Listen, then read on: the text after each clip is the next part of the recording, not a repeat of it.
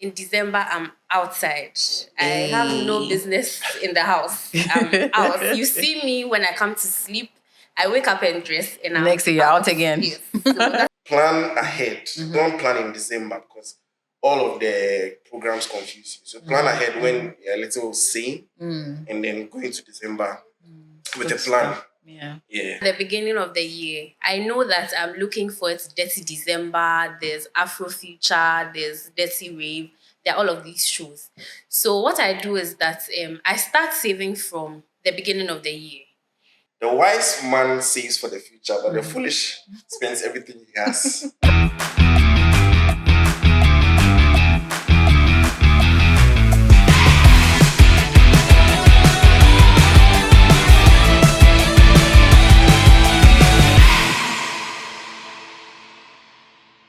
Hi, welcome to the second episode of the Money Matters podcast. I promised you that we're going to have fun in this one, and we had a secret. Well, so because it's getting to the end of the year, we're going to be talking about Christmas. Yes, exactly what you need to know. So just to let you know that money isn't just about the difficult things and the financial literacy and all that. We're bringing this to you and making it as practical as possible so you can follow through.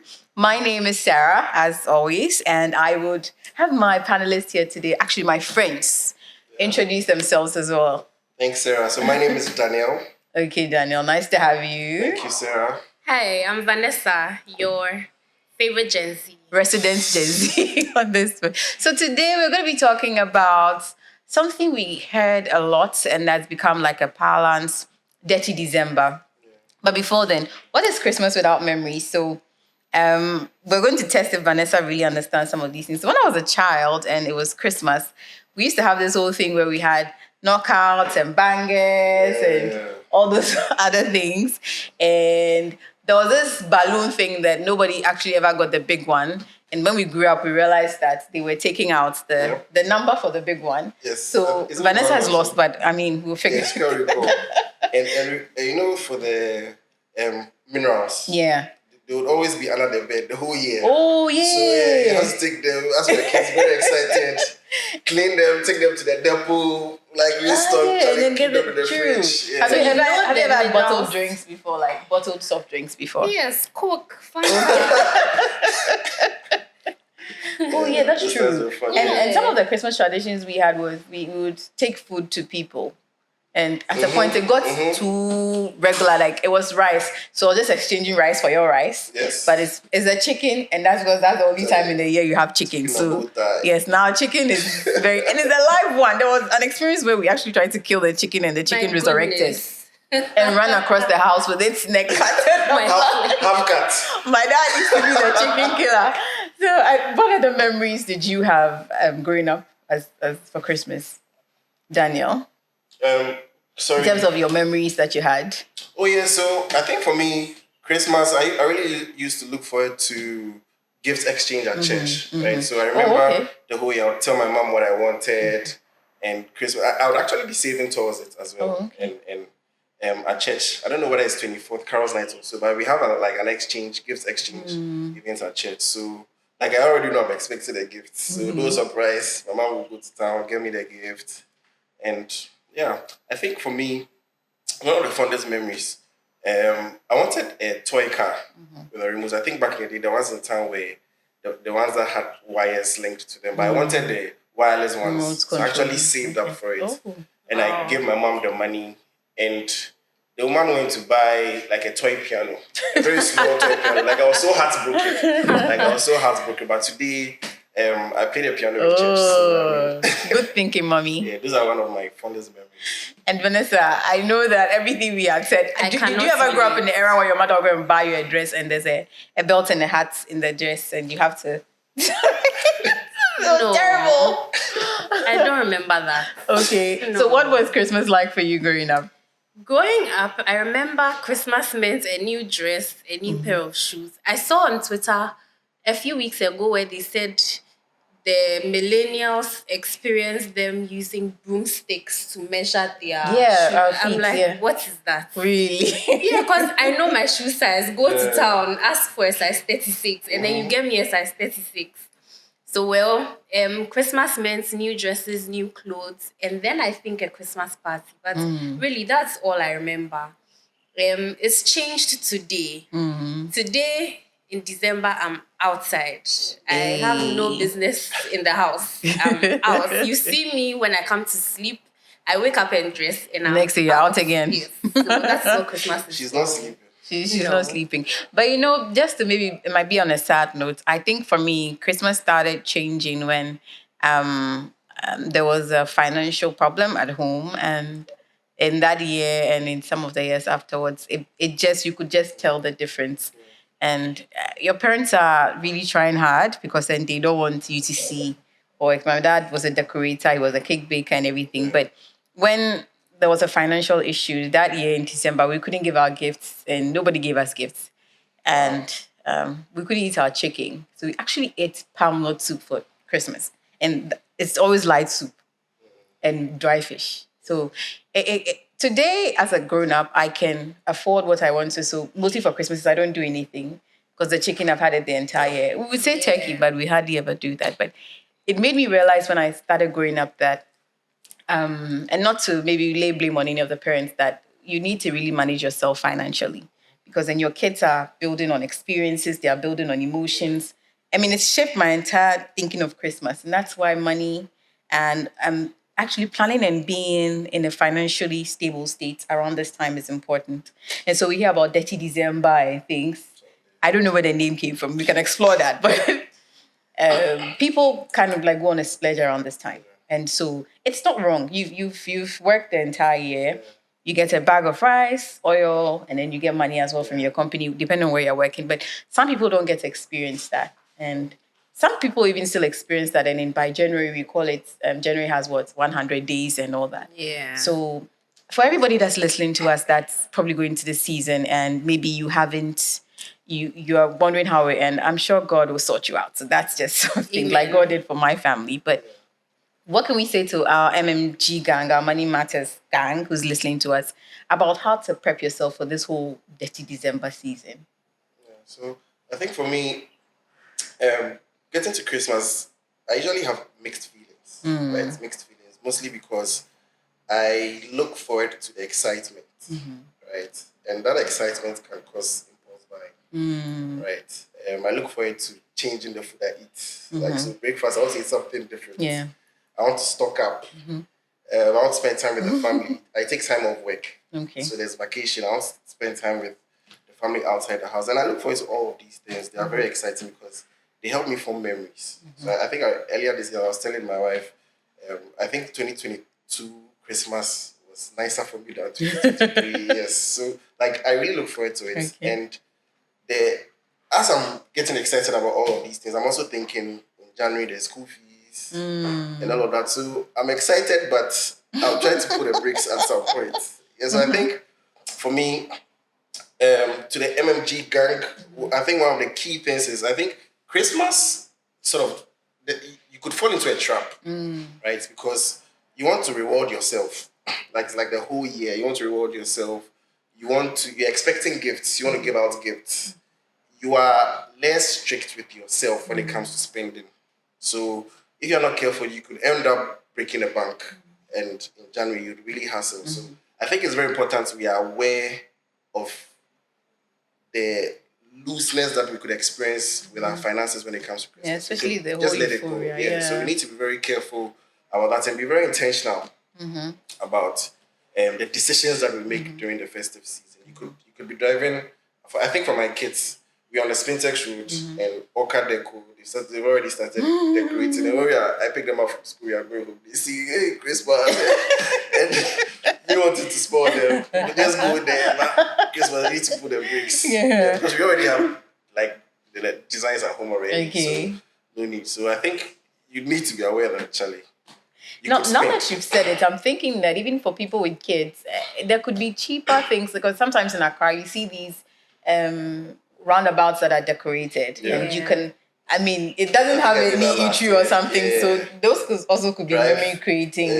But it's important because it's a trap. I mean, everybody's excited, and sometimes when we are overexcited and all that, given that even in this period, elections is coming, so depending on whose party wins and the person, I mean, just my party has won. I also have Christmas coming. It's just going to be a whole overexcitement. So we should be careful that you don't fall into that trap and be intentional. But Vanessa, you go out, you are not at home. So how do you even manage to, because these are shows and things in Accra and there's so much going on. How do you manage to still be financially prudent around this time? Okay, so right at the beginning of the year, I know that I'm looking forward to Detty December, there's Afrofuture, there's Detty Rave, there are all of these shows.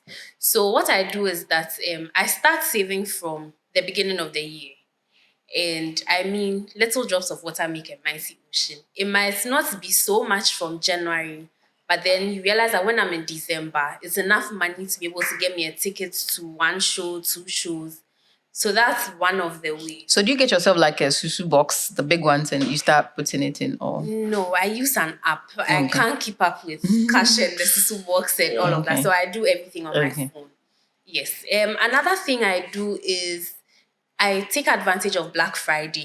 So I know what I want and I know that it's not pressing. So I can wait till they are having sales and then I get it. So if I want to buy hair, I won't buy hair on a normal day. I'll buy hair when they're running sales.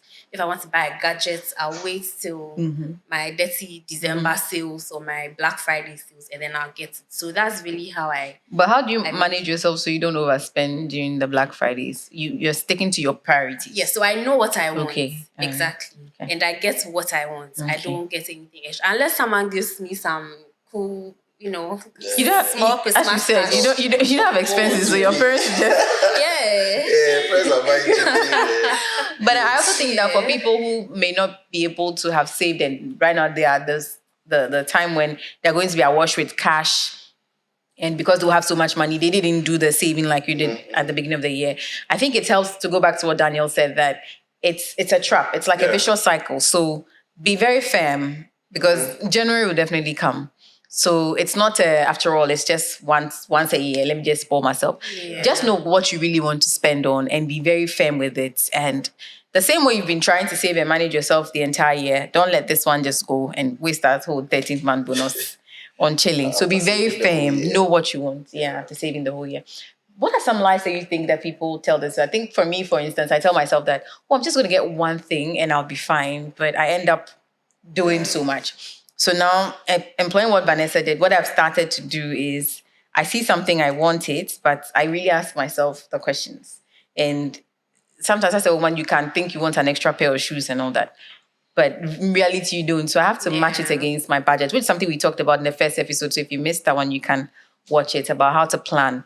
But now that's what I do. I really, really weigh it. And sometimes I look at it in the dollar terms to see what I'm losing. So that's been helping me. I think that's something you can do. But what do you think are some of the lies people tell themselves around this time? So I think for me personally, not necessarily during Christmas, but generally when I'm spending, right? And it's a little not frugal spending. I sort of tell myself, well, when I spend an extra 1K, it doesn't cost me the house I want to buy. Or it doesn't cost me the car I want to buy. Like the car is what... 100,000, 200,000. 1K is just so that's how I just spend it and I spend. And I think, like, I do that a lot of times. Like almost every month, I'm doing that. And by the time I realize I would have accumulated a lot of money, so I think that's a lie. Yeah, I need to come to terms with that and do something about it. That's honest, because you see, we think it's the 2,000 or 3,000 within the year or within Christmas, we won't do anything. But over a long period of time, it's actually significant.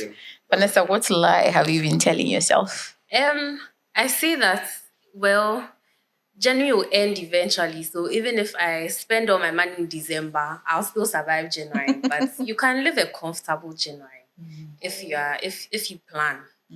So I don't think we should live by that. Live your December in such a way that you'd be fine in January and you don't have to struggle to make ends meet in January. So that's another lie. That's true. So we're just going through these lies because we want you to relate to it and know the things that you tell yourself.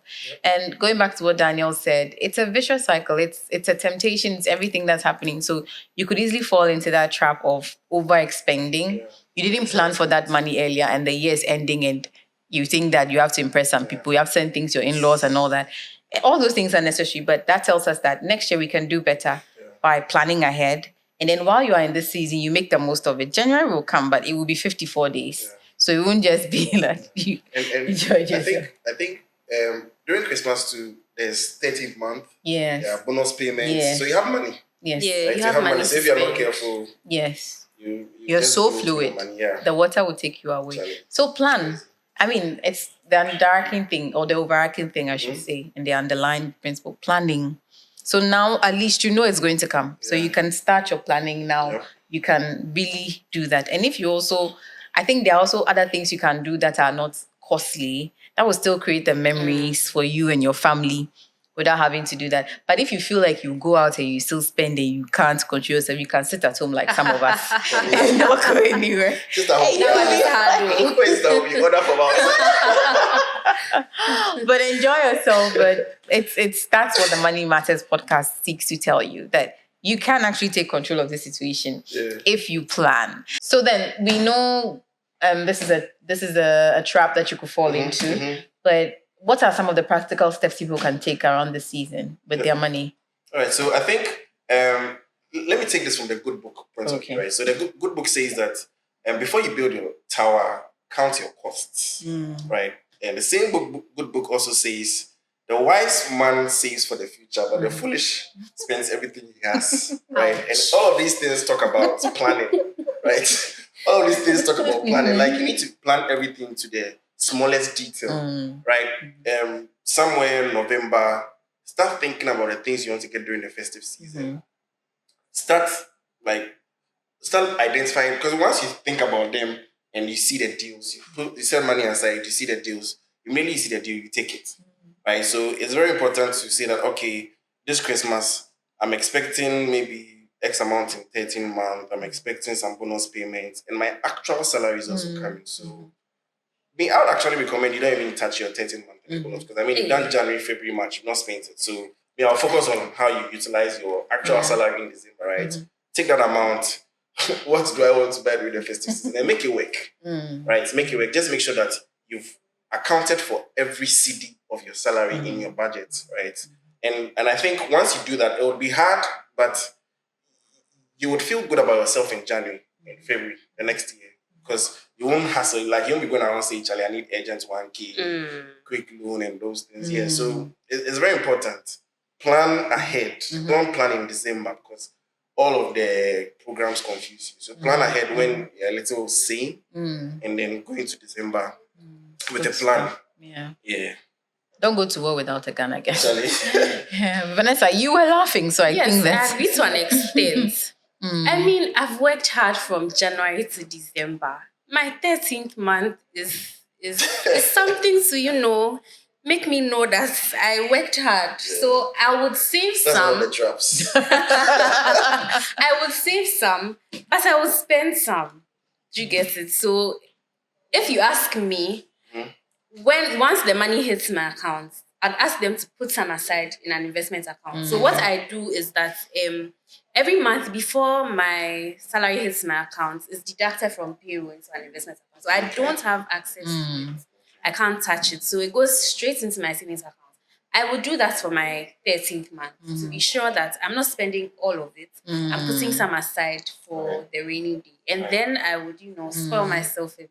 So it means you are essentially saving more in Christmas. Yes. You don't have more money. Exactly. Yeah. Exactly. So I think Daniel is That's a doing the good one. austerity budget, and you are saying, look, I've been saving all the year, so let me just still save like I'm saving, plus, But then- and then still be able to Spoil spend. So we're ending this episode, and this has been the Money Matters podcast. We had a great conversation, Daniel and Vanessa, and myself, Sarah.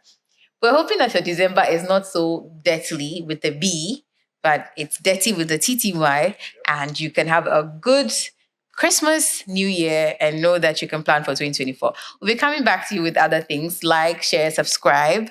We'll be talking about how you've been planned for 2024, and we hope you enjoyed this. So we see you on the next episode. Bye. Bye.